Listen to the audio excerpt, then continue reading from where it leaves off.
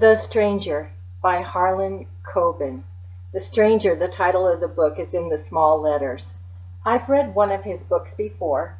It wasn't bad, but this one there's nothing extra in it. It keeps moving along.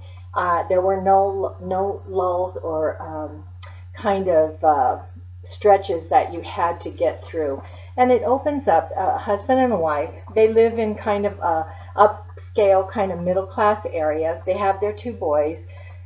She's a teacher, he's an attorney, and they're shuffling their boys here and there, and they have to stay in touch to get all their schedules worked out. And it seems kind of like a perfect sort of a marriage, but not long after the setting is all set. One morning, the wife says goodbye. The husband leaves, and the boys go off to school, and she's the last one out of the house, but she doesn't return home from work that night.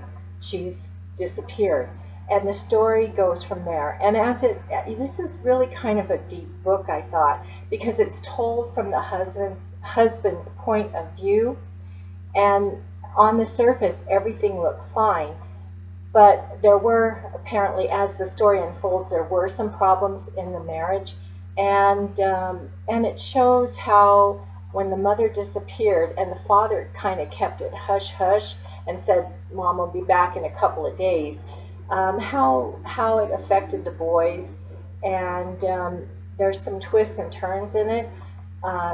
Some of their neighbors and families they came into contact with weren't always what they appeared to be, and it actually has an M on the label of the book for mature. Now I kept thinking of why is that there? Well, it's not a real happy ending of a book, but it's well worth a read, and I really liked, it was kind of deep. When I finished the book and put it down, I thought about it, and although the story was told from the husband's viewpoint, this poor woman,